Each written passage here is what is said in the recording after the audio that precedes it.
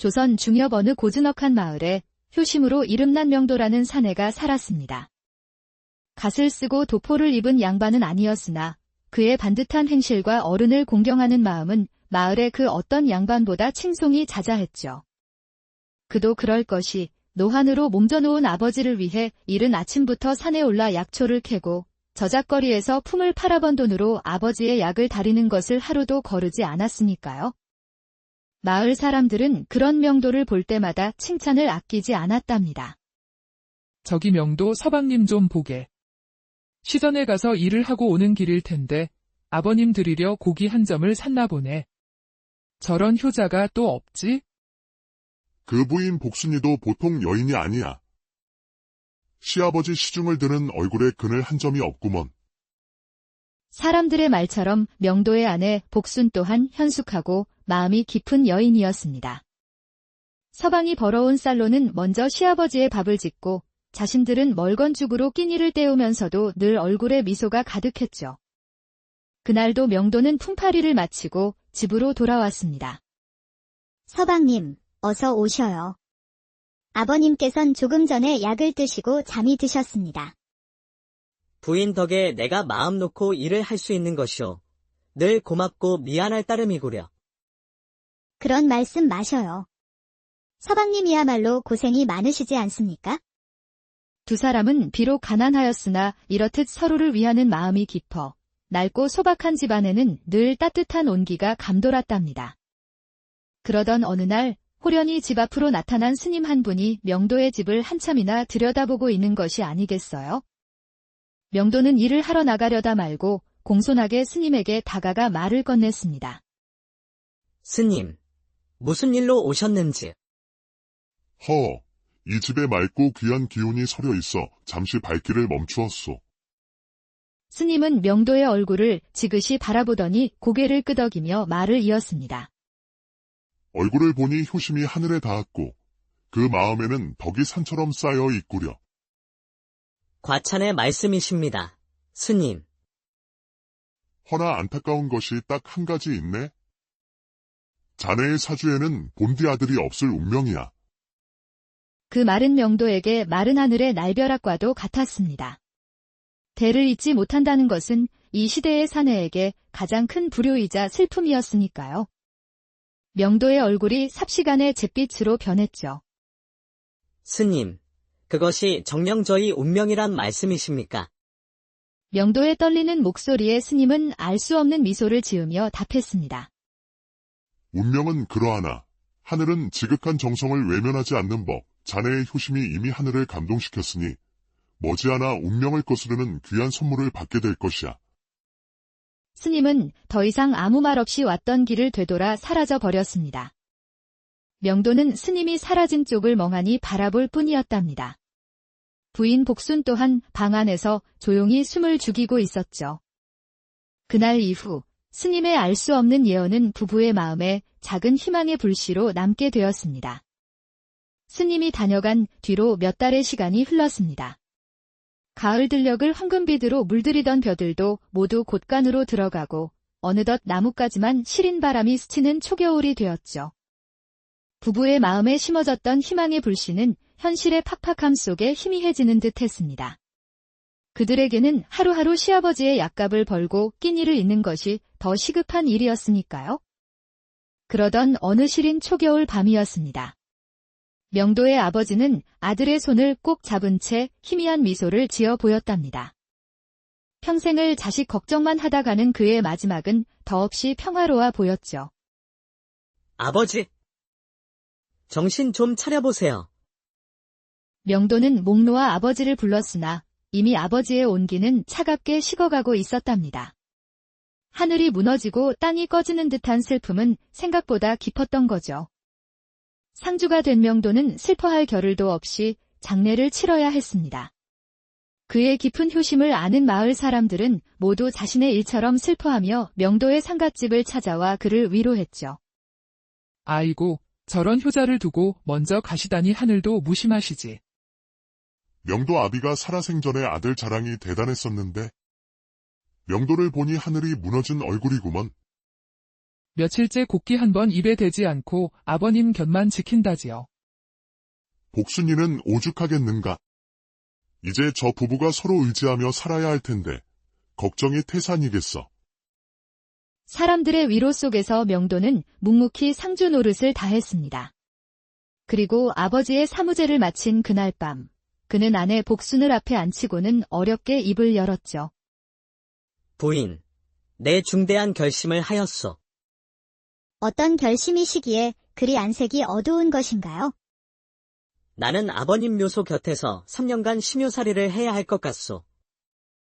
그 말에 복순은 숨을 헛들이켰습니다.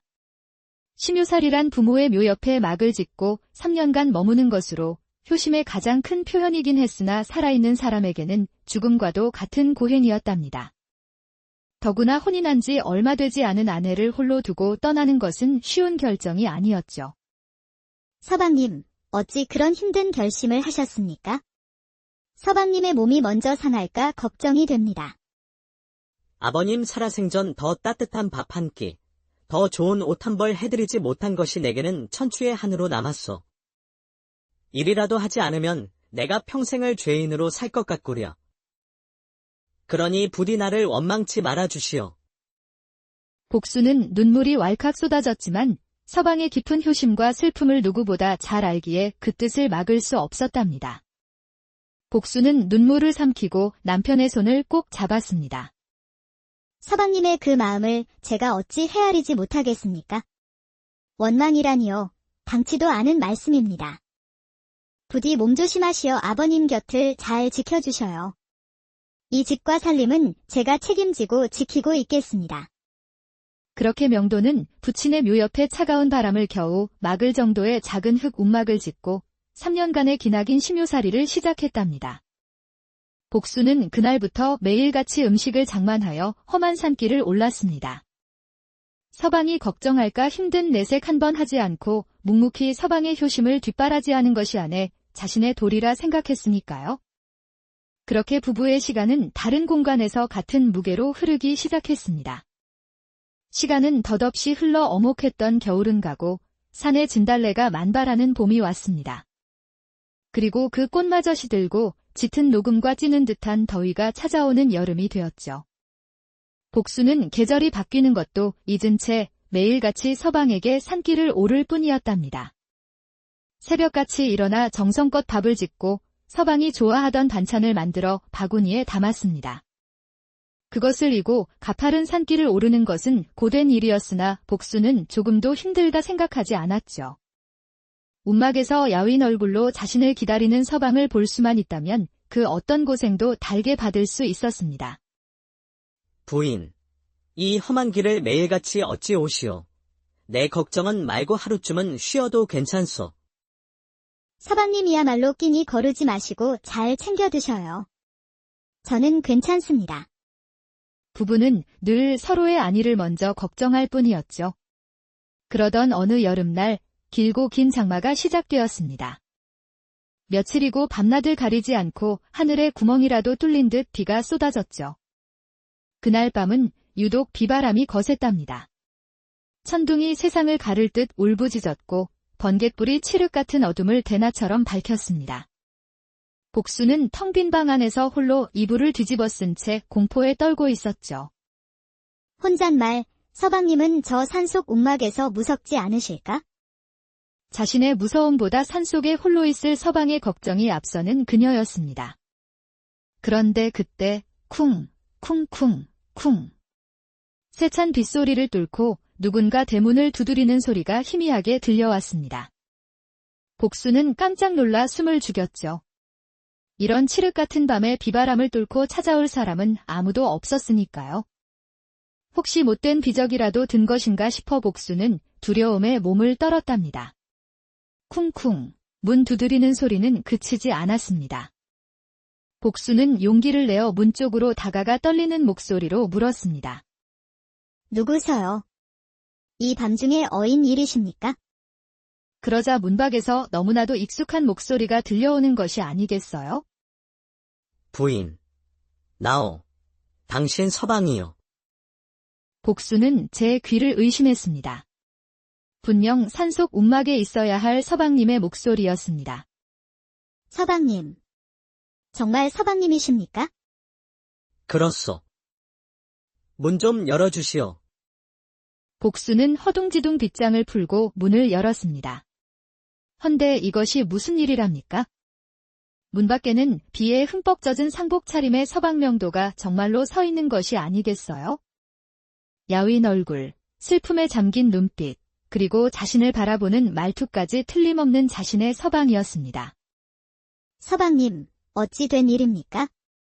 묘소는 어찌하시고 여기까지? 명도는 그런 복순을 보며 애틋한 미소를 지었습니다. 이 밤에 부인이 홀로 무서움에 떨고 있을까 염려되어 한달음에 달려왔소. 복수는 그 말에 그만 참고 있던 눈물을 터뜨리고 말았답니다. 자신을 걱정하여 이 험한 밤길을 달려온 서방이 너무나 고맙고 애틋했으니까요. 그렇게 복수는 서방의 품에 안겨 오랜 외로움을 녹이며 그 밤을 함께 보냈답니다. 요란했던 밤이 지나고 거짓말처럼 맑게 아침이 밝았습니다. 밤새 세상을 두드리던 빗줄기는 멎고 처마 끝에서는 영롱한 물방울이 햇살에 반짝였죠. 복수는 오랜만에 깊고 단잠을 잔 듯 몸이 날아갈 듯 가벼웠습니다. 간밤에 서방의 품에 안겨 느꼈던 따스함과 안도감이 온몸을 포근하게 감싸고 있는 듯 했답니다. 복수는 행복한 미소를 머금은 채 곁에 누워있을 서방을 향해 손을 뻗었습니다. 하지만 손에 잡히는 것은 아무것도 없었죠. 옆자리는 싸늘하게 비어 있었습니다. 서방님. 복수는 놀라 몸을 일으켜 방 안을 둘러보았습니다. 방 안은 언제나처럼 정갈하게 정돈되어 있었고 그가 다녀간 흔적은 어디에도 없었죠. 밤새 비에 젖었을 상복도 흙투성이었을 버선도 보이지 않았답니다. 마치 이 모든 것이 하룻밤의 꿈이었던가 싶을 정도였습니다. 하지만 복순의 몸에는 그가 안아주었던 온기와 귓가에는 그의 다정한 목소리가 생생하게 남아있었죠. 복순은 이내 작게 웃음을 터뜨렸습니다. 혼잣말, 서방님도 참 성미가 급하시기는. 행여나 동이 트고 마을 사람들이 볼까 염려되어 기척도 없이 서둘러 가셨나 보구나. 복수는 서방의 깊은 배려심에 다시 한번 가슴이 뭉클해졌습니다. 그녀는 자리에서 일어나 평소보다 더욱 정성껏 아침 식사를 준비하기 시작했죠. 발걸음은 구름 위를 걷는 듯 가벼웠죠. 음식이 담긴 바구니는 유난히 무거웠지만 복순의 마음은 조금도 무겁지 않았습니다. 간밤의 폭우로 산 길은 온통 진흙탕이었고 쓰러진 나뭇가지들이 길을 가로막아 걷기가 여간 힘든 것이 아니었죠. 하지만 복순의 머릿속은 온통 서방님 생각뿐이었습니다. 그렇게 한참을 걸어 드디어 묘소 아래 자리한 움막에 다다랐죠. 움막은 간밤의 비바람에 한쪽 귀퉁이가 조금 허물어져 있었습니다. 명도는 지친 기색이 역력한 얼굴로 허물어진 흙벽을 보수하고 있었죠. 복수는 그 모습에 마음이 짠해져 밝은 목소리로 그를 불렀습니다. 서방님, 저 왔어요. 명도는 복순을 보자마자 하던 일을 멈추고 그녀에게 다가왔습니다. 부인, 길이 많이 미끄러웠을 텐데 고생이 많았구려. 복순은 쑥스럽게 말했습니다. 서방님은 간밤에 잘 돌아가셨습니까? 캄캄한 밤길이 험했을 텐데 걱정이 되어 혼났습니다. 헌데 명도의 표정이 이상했습니다. 그는 복순의 말을 이해하지 못했다는 듯 어리둥절한 얼굴로 되물었죠. 부인, 그게 대체 무슨 말이요? 내가 어디를 갔다가 돌아왔단 말이요? 어젯밤에 그 비바람을 뚫고 저를 보러 와주셨지 않습니까? 덕분에 제가 얼마나 마음 편히 잠들었는지 모릅니다. 그 말에 명도의 얼굴이 순식간에 굳어졌습니다. 그는 하던 일을 멈추고 복순에게 다가와 걱정스러운 눈으로 물었습니다. 부인, 정말이요? 혹 꿈이라도 꾼 것이 아니요? 간밤엔 비바람이 어찌나 거세던지 나는 어젯밤 이 움막에서 단 한 발자국도 밖으로 나간 적이 없단 말이요. 순간 복순의 세상이 멈추는 듯 했습니다. 손에 들고 있던 음식 바구니가 땅으로 툭 떨어졌죠. 방금까지 지어온 따끈한 밥과 정성껏 만든 반찬들이 흙바닥 위로 허망하게 쏟아졌습니다. 복순의 귓가에는 서방의 마지막 말만이 계속해서 맴돌았습니다. 단 한 발자국도 밖으로 나간 적이 없다고. 복순은 고개를 들어 서방의 얼굴을 보았습니다. 그의 얼굴에는 거짓이라곤 찾아볼 수 없는 오직 아내를 걱정하는 진심 어린 표정뿐이었죠. 복순은 아무 대답도 하지 못하고 그 자리에 얼어붙고 말았습니다. 어젯밤의 일이 꿈인지 생시인지, 서방의 말이 진실인지 거짓인지 아무것도 분간할 수가 없었죠. 다만 정체를 알 수 없는 두려움이 온몸을 덮쳐올 뿐이었답니다. 그날 이후 복순은 시름시름 알아눕고 말았습니다. 밤이 오는 것이 두려웠던 거죠. 어둠이 내리면 그 정체 모를 사내가 다시 문을 두드릴 것만 같았기 때문이죠. 그렇다고 날이 밝는 것이 반가운 것도 아니었습니다. 날이 밝아오면 서방의 음식을 챙겨 산에 가야만 했으니까요. 복순은 자신이 잘못한 것은 없었으나 서방의 얼굴을 볼 자신이 없었답니다. 결국 복순은 산에 오르는 것을 완전히 멈추었습니다. 매일 아침 이웃에 사는 아이에게 푼돈을 쥐어주며 서방의 식사를 부탁했죠. 아주머니, 오늘은 왜 산에 안 가셔요? 내가 몸이 좀 좋지 않구나. 이걸 서방님께 잘 가져다 주렴. 명도는 며칠 아내의 얼굴을 보지 못하자 걱정이 되어 결국 산에서 내려왔습니다. 하지만 복순은 아프다는 핑계로 이불을 머리끝까지 뒤집어 쓴 채 서방을 마주하려 하지 않았죠. 부인, 네 왔소. 얼굴 좀 봅시다. 어디가 그리 아픈 것이오? 명도가 이불을 걷어내려 하자 복순은 화들짝 놀라며 그의 손길을 피했습니다. 아닙니다. 괜찮으니 어서 묘소로 돌아가시지요. 명도는 아내가 고된 살림과 마음고생에 몸져누운 것이라 생각했습니다. 그는 아내에 대한 미안함과 안타까움에 무거운 발걸음을 돌릴 뿐이었답니다. 그렇게 한 달이라는 시간이 덧없이 흘렀습니다. 복순의 병세는 조금도 나아지지 않았고 잘 먹지 못해 몸은 점점 더 말라갔죠. 그러던 어느 날 복순은 결국 부엌에서 물을 뜨다가 쓰러지고 말았습니다. 마침 그날도 아내의 상태가 걱정되어 산에서 내려왔던 명도가 그 모습을 발견한 것이죠. 부인, 무슨 일이오? 어디가 아픈 것이오? 명도의 절규가 텅 빈 집안을 울렸답니다. 그는 새하얗게 질린 아내를 안고 방에 눕힌 뒤 마을의 의원을 향해 달려갔습니다. 잠시 후 의원이 명도의 집에 도착했답니다. 명도는 방 안을 초조하게 서성이며 의원이 진맥을 짚는 모습만 바라보고 있었죠. 의원은 한참 동안 눈을 감고 진맥을 보고 있었습니다. 시간이 흐를수록 명도의 심장은 바싹바싹 타 들어가는 듯 했답니다. 의원님, 어디가 많이 아픈 것입니까? 오히려 집안에 경사가 생긴 듯합니다. 예. 경사라뇨? 제 아내가 지금 숨도 제대로 못 쉬고 있지 않습니까? 명도는 의원의 말을 도무지 이해할 수가 없었습니다. 마님께서 회임을 하셨지요. 아이는 뱃속에서 아주 잘 자라고 있으니 걱정 마십시오. 아마 입덧이 유난히 심해 일이 기력이 쇠하신 듯합니다. 이제부터 몸조리만 잘하시면 될 듯합니다. 그 말을 끝으로 방 안에는 무거운 침묵만이 감돌았습니다. 의원은 몇 가지 당부의 말을 더 남기고 돌아갔죠. 명도는 망연자실한 얼굴로 쓰러져 있는 아내를 바라볼 뿐이었습니다. 심유살이를 시작한 지 벌써 몇 달, 아내가 회임을 하는 것은 불가능한 일이었습니다. 그때 때마침 정신을 차린 복수는 의원의 마지막 말을 들은 듯 서방의 얼굴을 보자마자 하염없이 눈물만 흘리고 있었답니다. 의원이 돌아간 뒤 명도는 차마 아내를 다그칠 수도, 그렇다고 이 상황을 외면할 수도 없어 그저 입술만 깨물고 있었죠. 복순의 흐느낌만이 텅 빈 방을 채울 뿐이었습니다. 한참의 시간이 흐른 뒤 명도는 간신히 마음을 추스르고 아내의 곁으로 다가갔습니다. 그의 목소리는 분노가 아닌 깊은 슬픔과 혼란으로 가득 차 있었답니다. 부인, 대체 어찌 된 일이요? 내게 사실대로 말해주시오. 그 말에 복수는 참고 있던 울음을 터뜨리며 그간의 일을 모두 털어놓기 시작했습니다. 부디 저를 믿어주셔요. 그날 밤, 억수같이 비가 쏟아지던 그날 밤, 복수는 비에 흠뻑 젖은 채 자신을 찾아왔던 사내의 이야기를 꺼냈습니다.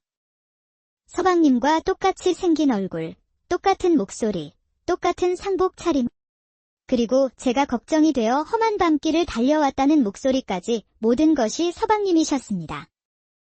저를 안아주던 그 품이 너무나도 따뜻하고 익숙하여 단 한순간도 의심치 않았습니다. 헌데 다음날 서방님께서는 움막에서 한 발자국도 나오지 않으셨다 하니 저도 이제 어찌해야 할지 모르겠습니다. 명도는 아내의 기이한 이야기를 들으며 머릿속이 더욱 복잡해져만 갔습니다. 마치 귀신에 홀린 이야기 같았으나 아내의 눈물은 너무나도 진실했기 때문이죠. 평생을 함께하며 거짓 하나 없던 아내였습니다. 하지만 그렇다고 하여 이 도무지 믿을 수 없는 이야기를 받아들일 수도 없는 노릇이었답니다. 명도는 결국 아무 말도 하지 못하고 집을 나와 다시 묘소가 있는 산으로 향했습니다. 그의 발걸음은 천근만근 무거웠죠. 어두컴컴한 움막에 홀로 앉아있으니 온갖 상념이 그의 머릿속을 헤집었습니다. 그는 뜬 눈으로 밤을 새우며 괴로워했답니다. 그런데 그때 움막 안의 공기가 갑자기 얼음장처럼 차가워지고 희미한 등잔불이 타르르 떨리며 꺼질 듯 흔들렸습니다. 그리고 그 어둠 속에서 검은 형체 하나가 연기처럼 스르륵 피어오르는 것이 아니겠어요? 형체는 점차 사람의 모습을 갖추어 갔습니다. 명도는 소스라치게 놀라 벽에 세워두었던 괭이를 집어들었습니다. 누구냐? 당장 정체를 밝히지 못할까? 그러자 그 형체는 나직하고도 깊게 울리는 목소리로 입을 열었습니다. 진정하거라. 그 목소리는 이상하게도 두려움이 아닌 아득한 그리움과 편안함을 느끼게 했죠. 나는 너의 증조부이다. 아주 오래전 너와 같이 바로 이 자리에서 심요살이를 하며 부모를 기렸단다. 명도는 괭이를 든 채 그 자리에서 얼어붙고 말았습니다. 나는 이승과 저승의 경계에서 대가 끊길 위기에 처한 우리 가문을 안타깝게 지켜보고 있었다. 너의 지극한 효심과 내 아내의 정성에 감복하여 하늘의 뜻을 얻어 잠시 너의 몸을 빌려 내려온 것이다. 그날 밤 내 아내를 찾아간 것은 바로 나였다. 내 아내의 뱃속에 든 아이는 바로 우리 가문의 대를 이을 귀한 핏줄이다. 그러니 모든 의심을 거두고 놀라고 두려웠을 내 아내를 따스하게 보듬어 주어라. 그리고 그 아이를 우리 가문의 귀한 자손으로 잘 길러다오. 그 말을 마친 홀령의 모습은 서서히 옅어지더니 이내 새벽 공기 속으로 흔적도 없이 사라졌습니다. 움막을 가득 채웠던 냉기도 사라지고 동쪽 하늘이 희미하게 밝아오고 있었죠. 명도는 그제야 모든 것을 깨닫고 아내가 있는 집을 향해 뜨거운 눈물을 흘렸답니다. 자신이 괴로워하는 동안 아내는 얼마나 더 큰 공포와 외로움에 떨고 있었을까? 그 마음을 헤아리기는커녕 제 혼란에 빠져 의심의 눈초리를 거두지 못했던 자신이 한없이 어리석고 부끄러웠습니다. 명도는 동이 트자마자 허둥지둥 산을 내려왔답니다. 의심으로 천근만근 무거웠던 어제의 발걸음과는 비교할 수 없을 만큼 그의 발걸음은 가볍고도 빨랐죠. 명도가 집에 도착했을 때 복수는 밤새 뜬 눈으로 지샌 듯 쾌한 얼굴로 방 한구석에 웅크리고 앉아 있었습니다. 그녀는 명도를 보자 또다시 죄인처럼 고개를 숙이며 몸을 떨었죠. 서방님, 명도는 떨고 있는 복순을 자신의 넓은 품 안으로 감싸 안았습니다. 복순은 서방의 갑작스러운 행동에 화들짝 놀라 고개를 들어 그를 바라보았죠. 부인, 그동안 얼마나 마음고생이 많았소. 내가 미련하고 어리석어 당신의 마음을 헤아리지 못했구려. 나를 용서하시오. 정말 미안하오. 복수는 서방의 진심 어린 사과에 그만 눈물이 터져 나왔습니다. 서방님, 정말 제 말을 믿어주시는 건가요? 명도는 아내의 눈물을 손으로 닦아주며 더없이 부드러운 목소리로 말했습니다. 믿소. 믿고 말고. 부인의 뱃속에 있는 아이는 하늘이 우리 가문의 효심에 감복하여 내려주신 귀한 선물이요. 증조부 할아버님께서 직접 내게 알려주셨소. 우리 가문을 일으킬 복덩이란 말이요. 그리고 그날 밤 당신과 함께한 사람은 바로 나였소. 그제야 복수는 서방의 품에 얼굴을 묻고 그간의 서름을 모두 토해내듯 한참을 울었답니다. 명도는 그날부로 3년간의 심유살이를 접고 아내의 곁을 지키기로 했답니다. 사람들은 수군거렸습니다. 들었나. 명도 서방이 심유살이를 그만두고 내려왔다지. 쯧쯧. 천하의 효자도 아내 앞에서는 어쩔 수 없나 보구먼. 게다가 복순이가 회임을 했다는데 시기가 영 이상하지 않아. 하지만 명도는 그런 소문에 조금도 흔들리지 않았습니다. 지금은 돌아가신 아버지를 기리는 것보다 하늘이 내려주신 아이와 아내를 지키는 것이 더 큰 효도라 믿었으니까요. 명도는 매일같이 입덧하는 아내를 위해 좋은 음식을 구해오고 아내가 먹고 싶어 하는 것이라면 백리 길도 마다치 않고 달려갔습니다. 부부의 얼굴에는 오랜만에 웃음꽃이 피었고 텅 비었던 집은 다시 따스한 온기와 행복으로 가득 찼습니다. 기나긴 겨울이 지나고 마침내 따스한 봄날이 찾아왔을 때 복수는 옥동자를 낳았답니다. 아이의 울음소리는 우렁찼고 그 얼굴은 달덩이처럼 희고 고왔습니다. 명도는 제 아들을 품에 안고 기쁨의 눈물을 감추지 못했습니다. 그는 아들을 안은 채 마루에 서서 아버지가 묻힌 뒷산을 향해 깊이 고개를 숙였죠. 아버지, 이 아이를 보셔요. 저를 빼다 박은 것처럼 닮았습니다. 이 아이는 우리 가문의 대를 이을 복덩이입니다. 복순 역시 아이의 얼굴을 보며 그간의 모든 고통을 잊을 수 있었답니다. 부인, 이 아이의 이름을 신우로 합시다. 신령이 도왔다는 뜻이니 이 아이의 평생을 지켜줄 것이요. 복수는 고개를 끄덕였습니다. 신우는 다른 아이들과는 조금 다른 점이 있었습니다. 잘 울지도 보채지도 않았고 그 눈빛은 마치 세상을 다 아는 듯 깊고 총명하게 빛났답니다. 이는 훗날 온 조선을 놀라게 할 한 위대한 인물의 탄생을 알리는 서막에 불과했죠. 그 후로 몇 년의 세월이 흘렀습니다. 하늘의 축복으로 태어난 아이 신우는 무럭무럭 자라났죠. 그런데 자라면 자랄수록 신통한 구석이 한두 가지가 아니었답니다. 겨우 말을 떼기 시작한 3살 때 어깨너머로 들은 천자문을 단 한 번에 모두 외워버려 부부를 놀라게 했습니다. 5살이 되어서는 마을 서당의 훈장님과 사서삼경을 두고 토론을 벌일 정도였죠. 신우야. 이란 무엇이라 생각하느냐? 인이란 나를 미루어 다른 사람을 헤아리는 마음이라 배웠습니다. 허나 진정한 일은 사람뿐만 아니라 풀 한 포기, 벌레 한 마리의 생명까지도 소중히 여기는 마음이라 생각합니다. 훈장은 어린아이의 입에서 나온 깊은 깨달음에 입을 다물지 못하고 혀를 내둘렀답니다. 신우는 공부뿐만 아니라 무예에도 남다른 소질을 보여 동네 아이들 중 그를 당해낼 리가 없었죠. 명도와 복수는 그런 아들을 보며 자랑스러우면서도 한편으로는 경이로운 마음을 감출 수 없었습니다. 마을 신동의 소문은 꼬리에 꼬리를 물고 퍼져나가 마침내 한양의 대궐에까지 들어가게 되었습니다. 그러던 어느 날 명도의 소박한 집에 어마어마한 행렬이 찾아왔죠. 임금의 명을 받고 온 조정의 관리들이었습니다. 이 집에 신동이 산다 들었소. 임금님께서 아이의 재주를 직접 보고자 하시니 우리와 함께 입궐할 준비를 하시게. 명도와 복수는 올 것이 왔다고 생각했습니다. 어린 아들을 먼 타지로 보내는 것이 마음 아팠지만 아들의 앞길을 막을 수는 없는 노릇이었죠. 궁에 들어간 신우는 임금과 여러 대신들 앞에서 조금도 주눅들지 않고 자신의 지혜와 경륜을 막힘없이 펼쳐 보였습니다. 임금은 8살밖에 안 된 신우의 비범함에 크게 감탄하였죠. 과연 하늘이 내린 인재로구나. 과인은 오늘 나라에 큰 기둥을 얻었다. 임금은 그 자리에서 신우를 음보로 뽑아 자신의 곁에 두고 총애했답니다. 또다시 세월이 흘러 신우는 지혜롭고 강직한 청년으로 자라났습니다. 그는 훗날 임금의 곁에서 하늘의 뜻을 읽고 나라의 기륭화복을 살피는 신관이 되어 수많은 국난을 지혜롭게 헤쳐나갔죠. 마을 사람들은 그들의 집을 가리키며 말했습니다. 명돈의 집안은 정말 하늘이 도운 집이야. 저리 훌륭한 아들을 두었으니 부럽구먼. 효는 효를 낳고 정성은 하늘도 감동시키는 법이라더니 옛말 틀린 거 하나 없구먼.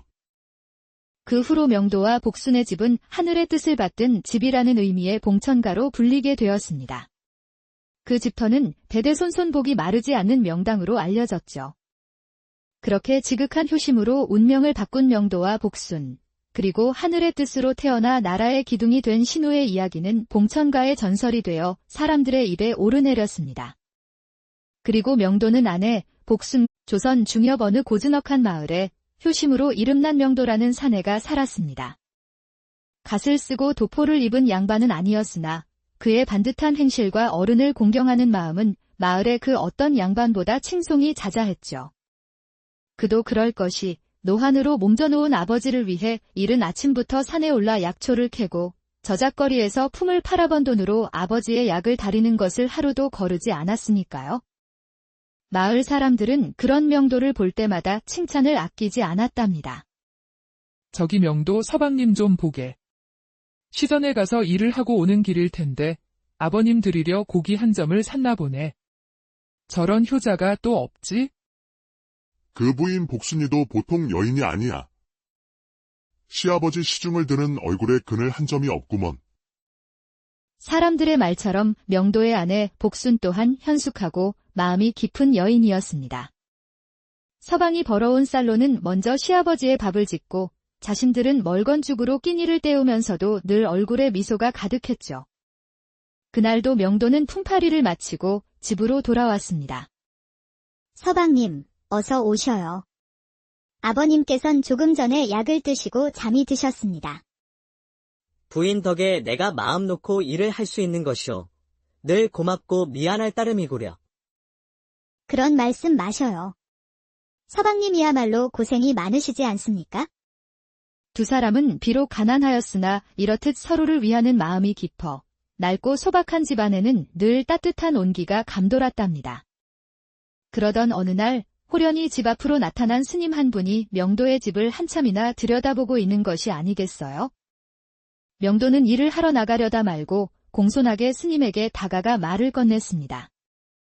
스님, 무슨 일로 오셨는지. 이 집에 맑고 귀한 기운이 서려 있어 잠시 발길을 멈추었소. 스님은 명도의 얼굴을 지그시 바라보더니 고개를 끄덕이며 말을 이었습니다. 얼굴을 보니 효심이 하늘에 닿았고 그 마음에는 덕이 산처럼 쌓여 있구려. 과찬의 말씀이십니다, 스님. 허나 안타까운 것이 딱 한 가지 있네. 자네의 사주에는 본디 아들이 없을 운명이야. 그 말은 명도에게 마른 하늘의 날벼락과도 같았습니다. 대를 잇지 못한다는 것은 이 시대의 사내에게 가장 큰 불효이자 슬픔이었으니까요. 명도의 얼굴이 삽시간에 잿빛으로 변했죠. 스님, 그것이 정녕 저희 운명이란 말씀이십니까? 명도의 떨리는 목소리에 스님은 알 수 없는 미소를 지으며 답했습니다. 운명은 그러하나 하늘은 지극한 정성을 외면하지 않는 법, 자네의 효심이 이미 하늘을 감동시켰으니 머지않아 운명을 거스르는 귀한 선물을 받게 될 것이야. 스님은 더 이상 아무 말 없이 왔던 길을 되돌아 사라져 버렸습니다. 명도는 스님이 사라진 쪽을 멍하니 바라볼 뿐이었답니다. 부인 복순 또한 방 안에서 조용히 숨을 죽이고 있었죠. 그날 이후 스님의 알 수 없는 예언은 부부의 마음에 작은 희망의 불씨로 남게 되었습니다. 스님이 다녀간 뒤로 몇 달의 시간이 흘렀습니다. 가을 들녘을 황금비드로 물들이던 벼들도 모두 곳간으로 들어가고 어느덧 나뭇가지만 시린 바람이 스치는 초겨울이 되었죠. 부부의 마음에 심어졌던 희망의 불씨는 현실의 팍팍함 속에 희미해지는 듯 했습니다. 그들에게는 하루하루 시아버지의 약값을 벌고 끼니를 잇는 것이 더 시급한 일이었으니까요. 그러던 어느 시린 초겨울 밤이었습니다. 명도의 아버지는 아들의 손을 꼭 잡은 채 희미한 미소를 지어 보였답니다. 평생을 자식 걱정만 하다 가는 그의 마지막은 더없이 평화로워 보였죠. 아버지! 정신 좀 차려보세요. 명도는 목 놓아 아버지를 불렀으나 이미 아버지의 온기는 차갑게 식어가고 있었답니다. 하늘이 무너지고 땅이 꺼지는 듯한 슬픔은 생각보다 깊었던 거죠. 상주가 된 명도는 슬퍼할 겨를도 없이 장례를 치러야 했습니다. 그의 깊은 효심을 아는 마을 사람들은 모두 자신의 일처럼 슬퍼하며 명도의 상갓집을 찾아와 그를 위로했죠. 아이고, 저런 효자를 두고 먼저 가시다니 하늘도 무심하시지. 명도 아비가 살아생전에 아들 자랑이 대단했었는데 명도를 보니 하늘이 무너진 얼굴이구먼. 며칠째 곡기 한 번 입에 대지 않고 아버님 곁만 지킨다지요. 복순이는 오죽하겠는가. 이제 저 부부가 서로 의지하며 살아야 할 텐데 걱정이 태산이겠어. 사람들의 위로 속에서 명도는 묵묵히 상주 노릇을 다했습니다. 그리고 아버지의 사무제를 마친 그날 밤, 그는 아내 복순을 앞에 앉히고는 어렵게 입을 열었죠. 부인, 내 중대한 결심을 하였소. 어떤 결심이시기에 그리 안색이 어두운 것인가요? 나는 아버님 묘소 곁에서 3년간 심요살이를 해야 할 것 같소. 그 말에 복순은 숨을 헛들이켰습니다. 심요살이란 부모의 묘 옆에 막을 짓고 3년간 머무는 것으로 효심의 가장 큰 표현이긴 했으나 살아있는 사람에게는 죽음과도 같은 고행이었답니다. 더구나 혼인한 지 얼마 되지 않은 아내를 홀로 두고 떠나는 것은 쉬운 결정이 아니었죠. 서방님, 어찌 그런 힘든 결심을 하셨습니까? 서방님의 몸이 먼저 상할까 걱정이 됩니다. 아버님 살아생전 더 따뜻한 밥 한 끼, 더 좋은 옷 한 벌 해드리지 못한 것이 내게는 천추의 한으로 남았소. 일이라도 하지 않으면 내가 평생을 죄인으로 살 것 같구려. 그러니 부디 나를 원망치 말아주시오. 복수는 눈물이 왈칵 쏟아졌지만 서방의 깊은 효심과 슬픔을 누구보다 잘 알기에 그 뜻을 막을 수 없었답니다. 복수는 눈물을 삼키고 남편의 손을 꼭 잡았습니다. 서방님의 그 마음을 제가 어찌 헤아리지 못하겠습니까? 원망이라니요. 당치도 않은 말씀입니다. 부디 몸조심하시어 아버님 곁을 잘 지켜주셔요. 이 집과 살림은 제가 책임지고 지키고 있겠습니다. 그렇게 명도는 부친의 묘 옆에 차가운 바람을 겨우 막을 정도의 작은 흙 움막을 짓고 3년간의 기나긴 심요살이를 시작했답니다. 복수는 그날부터 매일같이 음식을 장만하여 험한 산길을 올랐습니다. 서방이 걱정할까 힘든 내색 한 번 하지 않고 묵묵히 서방의 효심을 뒷바라지하는 것이 아내 자신의 도리라 생각했으니까요. 그렇게 부부의 시간은 다른 공간에서 같은 무게로 흐르기 시작했습니다. 시간은 덧없이 흘러 어목했던 겨울은 가고 산에 진달래가 만발하는 봄이 왔습니다.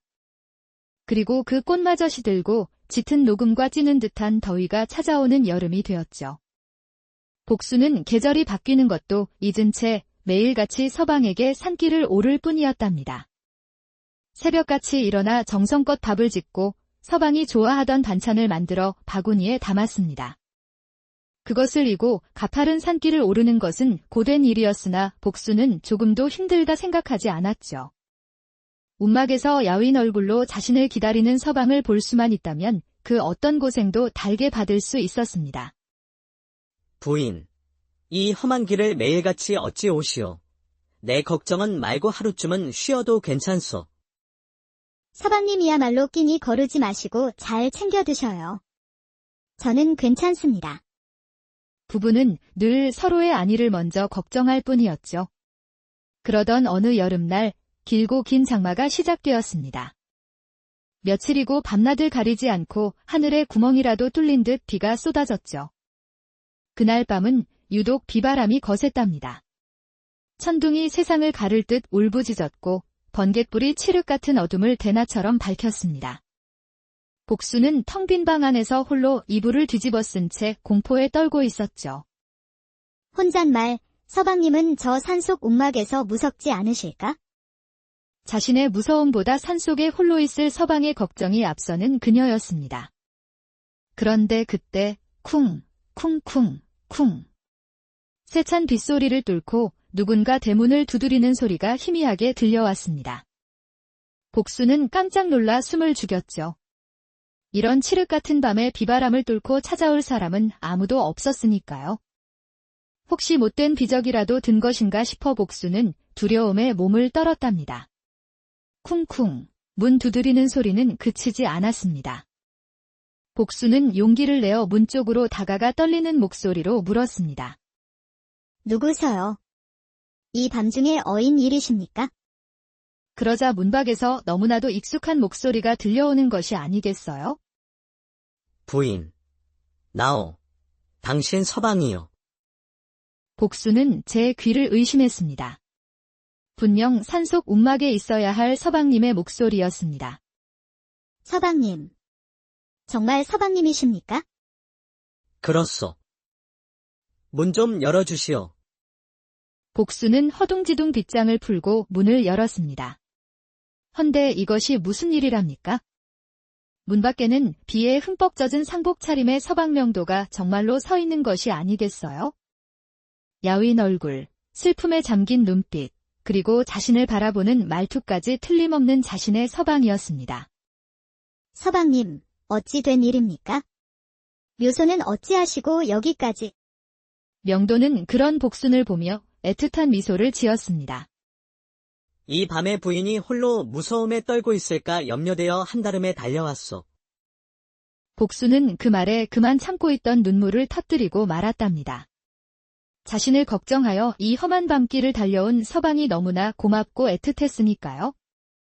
그렇게 복수는 서방의 품에 안겨 오랜 외로움을 녹이며 그 밤을 함께 보냈답니다. 요란했던 밤이 지나고 거짓말처럼 맑게 아침이 밝았습니다. 밤새 세상을 두드리던 빗줄기는 멎고 처마 끝에서는 영롱한 물방울이 햇살에 반짝였죠.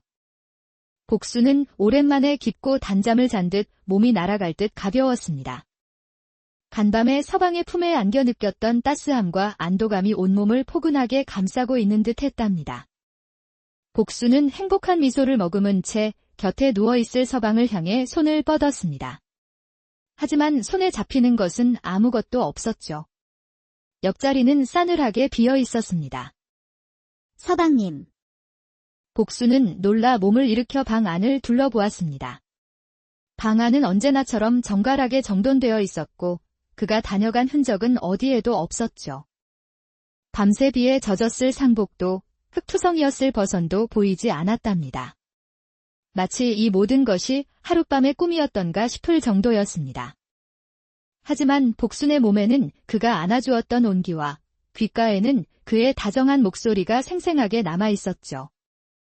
복순은 이내 작게 웃음을 터뜨렸습니다. 혼잣말, 서방님도 참 성미가 급하시기는. 행여나 동이 트고 마을 사람들이 볼까 염려되어 기척도 없이 서둘러 가셨나 보구나.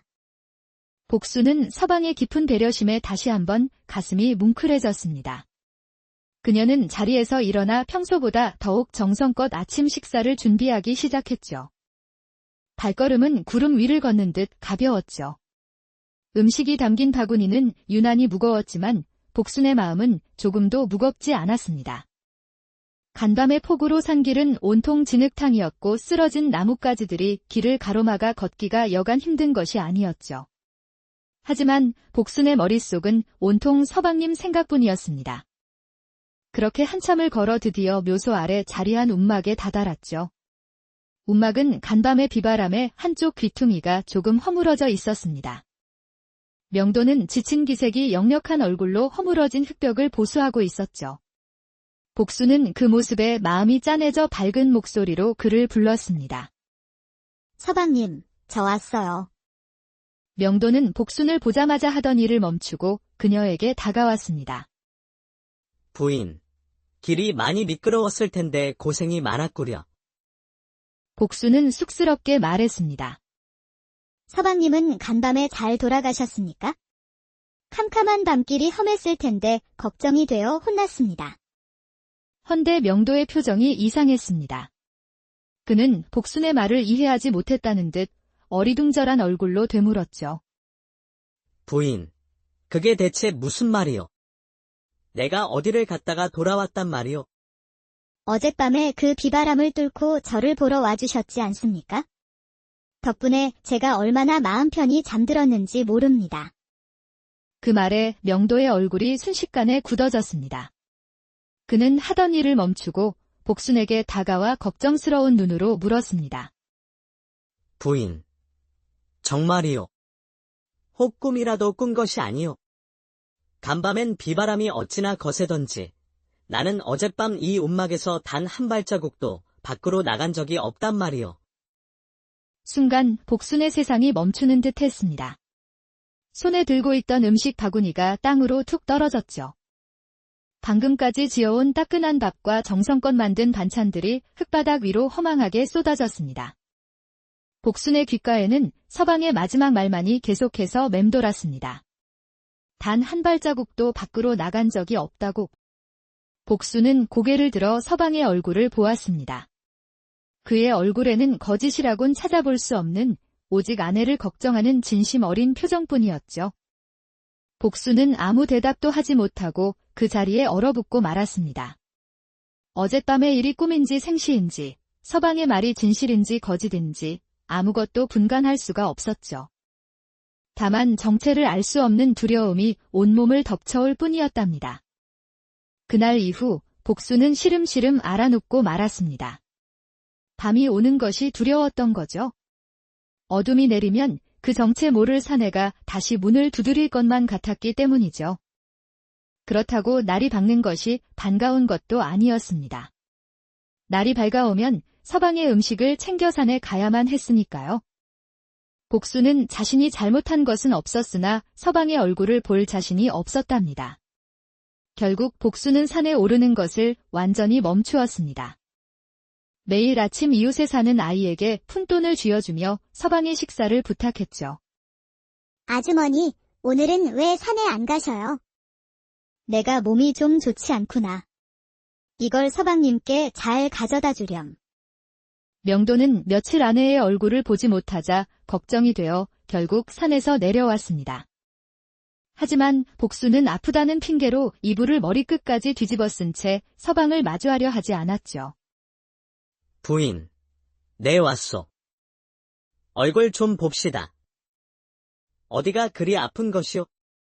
명도가 이불을 걷어내려 하자 복순은 화들짝 놀라며 그의 손길을 피했습니다. 아닙니다.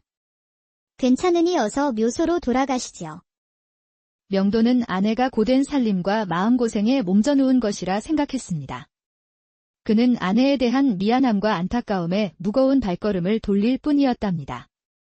그렇게 한 달이라는 시간이 덧없이 흘렀습니다.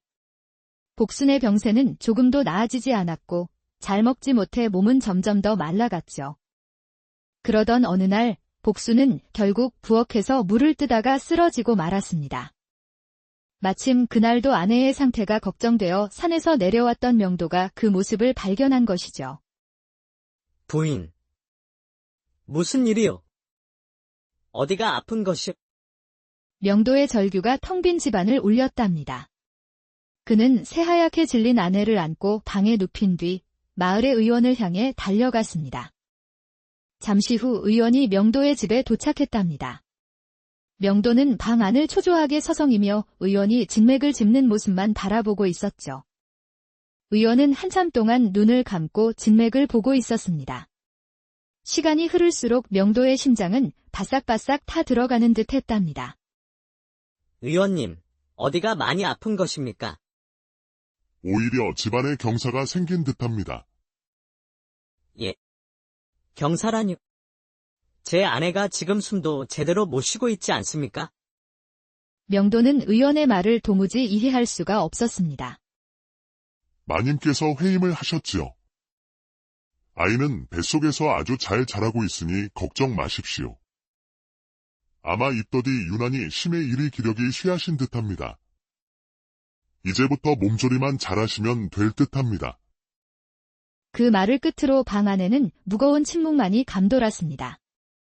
의원은 몇 가지 당부의 말을 더 남기고 돌아갔죠. 명도는 망연자실한 얼굴로 쓰러져 있는 아내를 바라볼 뿐이었습니다.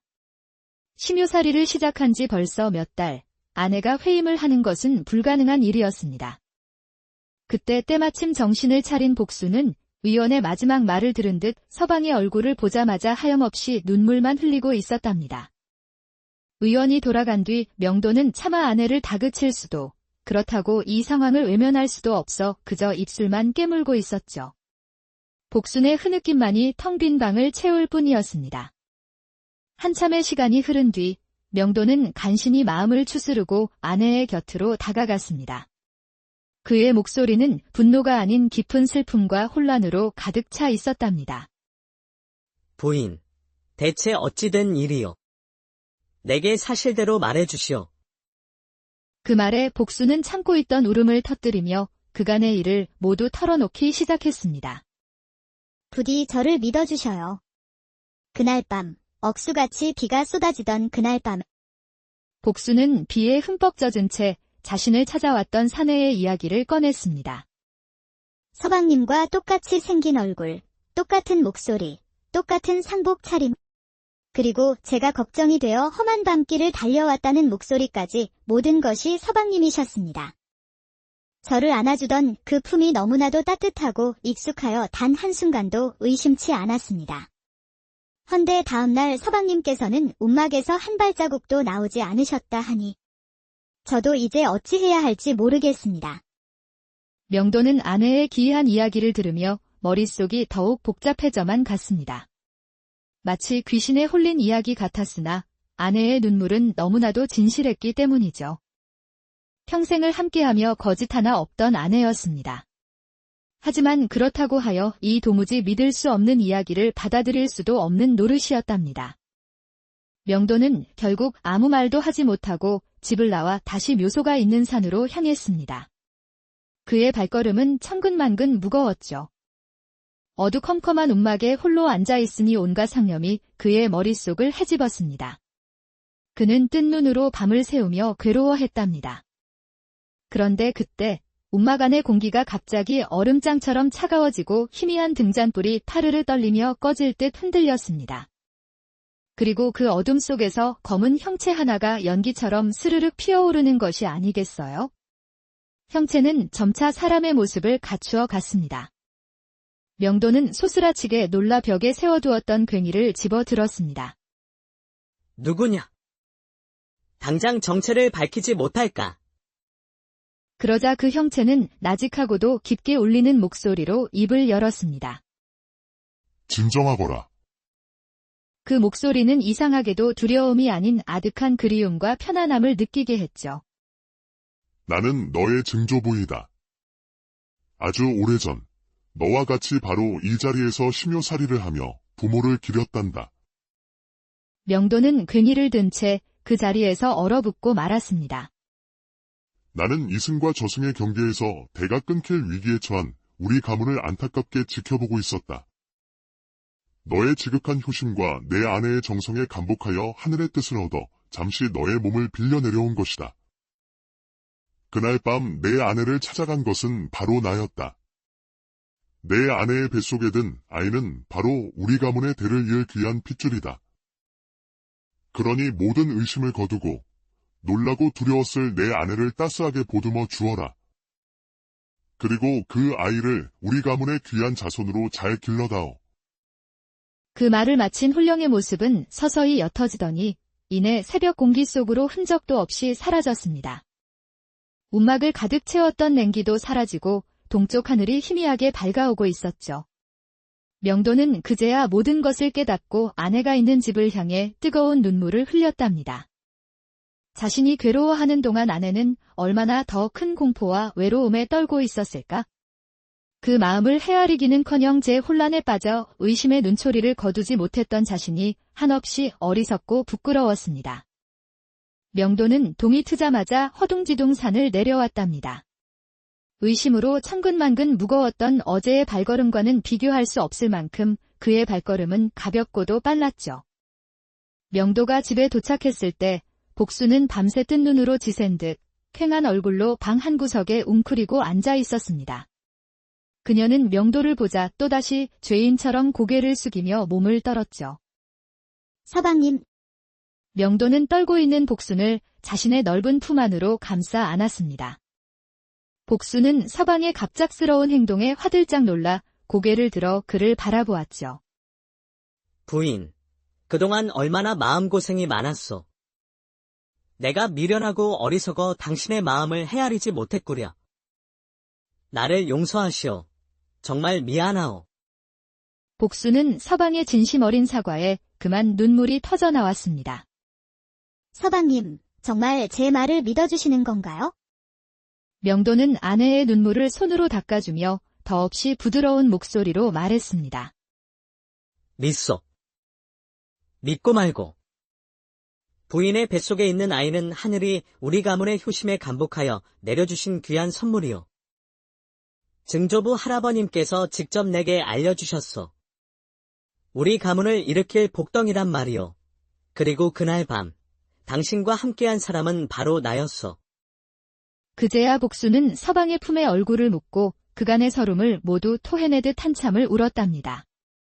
명도는 그날부로 3년간의 심유살이를 접고 아내의 곁을 지키기로 했답니다. 사람들은 수군거렸습니다. 들었나. 명도 서방이 심유살이를 그만두고 내려왔다지. 쯧쯧. 천하의 효자도 아내 앞에서는 어쩔 수 없나 보구먼. 게다가 복순이가 회임을 했다는데 시기가 영 이상하지 않아. 하지만 명도는 그런 소문에 조금도 흔들리지 않았습니다. 지금은 돌아가신 아버지를 기리는 것보다 하늘이 내려주신 아이와 아내를 지키는 것이 더 큰 효도라 믿었으니까요. 명도는 매일같이 입덧하는 아내를 위해 좋은 음식을 구해오고 아내가 먹고 싶어 하는 것이라면 백리길도 마다치 않고 달려갔습니다.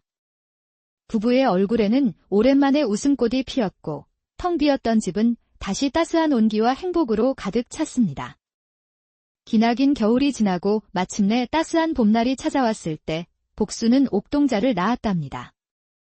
아이의 울음소리는 우렁찼고 그 얼굴은 달덩이처럼 희고 고왔습니다. 명도는 제 아들을 품에 안고 기쁨의 눈물을 감추지 못했습니다. 그는 아들을 안은 채 마루에 서서 아버지가 묻힌 뒷산을 향해 깊이 고개를 숙였죠.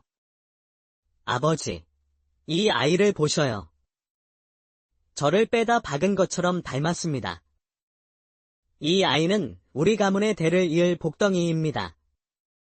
복순 역시 아이의 얼굴을 보며 그간의 모든 고통을 잊을 수 있었답니다. 부인, 이 아이의 이름을 신우로 합시다. 신령이 도왔다는 뜻이니 이 아이의 평생을 지켜줄 것이오. 복수는 고개를 끄덕였습니다. 신우는 다른 아이들과는 조금 다른 점이 있었습니다. 잘 울지도 보채지도 않았고 그 눈빛은 마치 세상을 다 아는 듯 깊고 총명하게 빛났답니다. 이는 훗날 온 조선을 놀라게 할 한 위대한 인물의 탄생을 알리는 서막에 불과했죠. 그 후로 몇 년의 세월이 흘렀습니다. 하늘의 축복으로 태어난 아이 신우는 무럭무럭 자라났죠. 그런데 자라면 자랄수록 신통한 구석이 한두 가지가 아니었답니다. 겨우 말을 떼기 시작한 3살 때 어깨너머로 들은 천자문을 단 한 번에 모두 외워버려 부부를 놀라게 했습니다. 5살이 되어서는 마을 서당의 훈장님과 사서삼경을 두고 토론을 벌일 정도였죠. 신우야. 이란 무엇이라 생각하느냐? 인이란 나를 미루어 다른 사람을 헤아리는 마음이라 배웠습니다. 허나 진정한 일은 사람뿐만 아니라 풀 한 포기, 벌레 한 마리의 생명까지도 소중히 여기는 마음이라 생각합니다. 훈장은 어린아이의 입에서 나온 깊은 깨달음에 입을 다물지 못하고 혀를 내둘렀답니다. 신우는 공부뿐만 아니라 무예에도 남다른 소질을 보여 동네 아이들 중 그를 당해낼 리가 없었죠. 명도와 복수는 그런 아들을 보며 자랑스러우면서도 한편으로는 경이로운 마음을 감출 수 없었습니다. 마을 신동의 소문은 꼬리에 꼬리를 물고 퍼져나가 마침내 한양의 대궐에까지 들어가게 되었습니다. 그러던 어느 날 명도의 소박한 집에 어마어마한 행렬이 찾아왔죠. 임금의 명을 받고 온 조정의 관리들이었습니다. 이 집에 신동이 산다 들었소. 임금님께서 아이의 재주를 직접 보고자 하시니 우리와 함께 입궐할 준비를 하시게. 명도와 복수는 올 것이 왔다고 생각했습니다. 어린 아들을 먼 타지로 보내는 것이 마음 아팠지만 아들의 앞길을 막을 수는 없는 노릇이었죠. 궁에 들어간 신우는 임금과 여러 대신들 앞에서 조금도 주눅들지 않고 자신의 지혜와 경륜을 막힘없이 펼쳐 보였습니다.